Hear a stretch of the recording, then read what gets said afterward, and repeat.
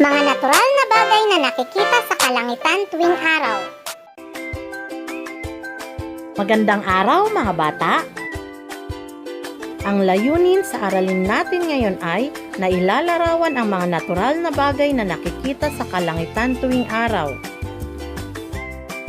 Ano kaya ang ibig sabihin ng natural at hindi natural na bagay?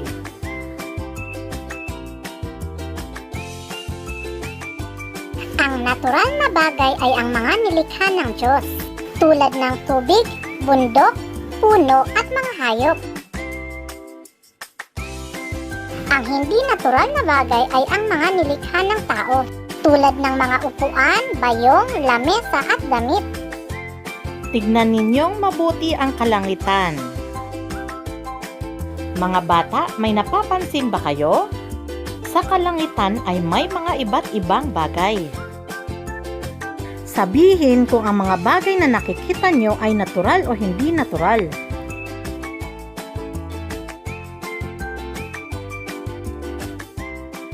Araw.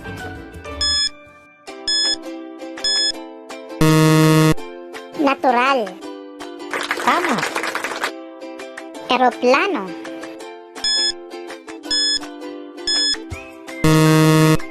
Hindi natural. Tama ulit. Bahaghari. Natural. Tama na naman. Ulap.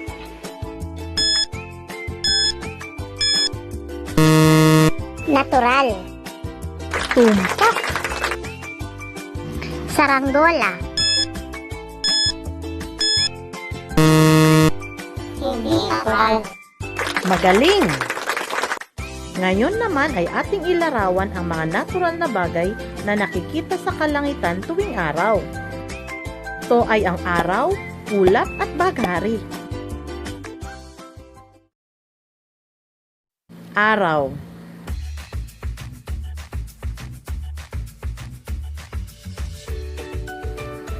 Ang araw ay kulay dilaw.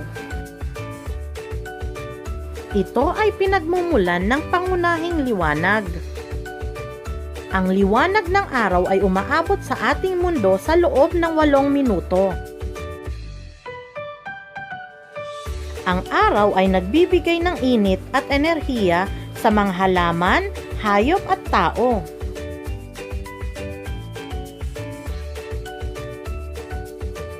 Ulap.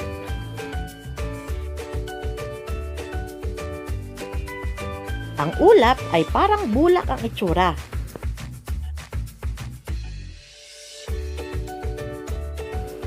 Ito ay karaniwang kulay puti. Ang ulap ay nabubuo dahil sa sikat ng araw na tumatama sa mga anyong tubig. Ang singaw ng tubig ay nagiging maliliit na patak sa atmosfera. Kapag marami na ang naiipong maliliit na patak ng tubig sa atmosfera, ito ay nagiging ulap. Ang ulap ay nagiging kulay abo o itim kapag patuloy na dumarami ang taglay nitong maliliit na patak ng tubig. Bahaghari. Nakikita natin paminsan-minsan ang bahaghari pagkatapos ng ulan. Paano nabubuo ang bahaghari?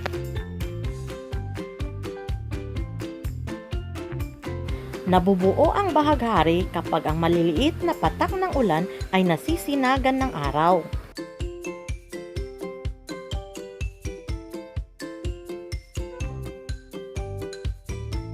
Ito ay paarko na may 7 kulay. Ang mga kulay ng bahaghari ay pula, kahel, dilaw, berde, asul, indigo at lila. Sagutin natin ang mga sumusunod na tanong. Anong bagay ang nagbibigay ng init at enerhiya sa tao, hayop at halaman?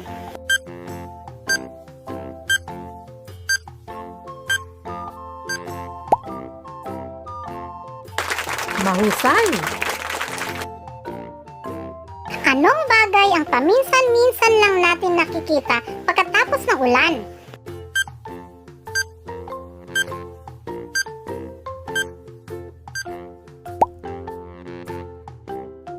Tama, ang galing. Anong bagay ang karaniwang puti pero nagiging kulay abo o itim dahil sa taglay nitong napakaraming maliliit na patak ng tubig?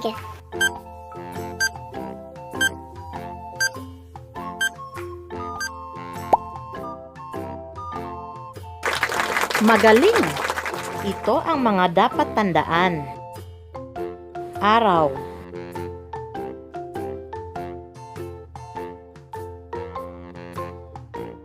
ulap,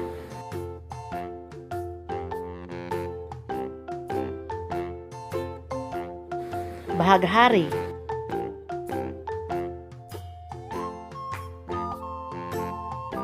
Dapat tayo ay laging magpasalamat sa Diyos dahil sa mga biyayang ibinibigay niya.